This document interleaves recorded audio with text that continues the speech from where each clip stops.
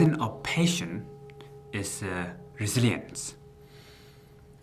So, normally in our life,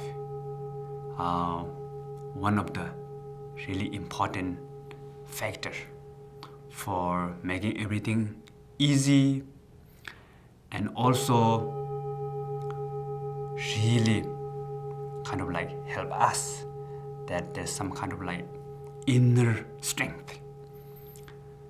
Although our life is like a wave of the ocean, go up and down, but the patience is really helps our life to walk through all this up and down.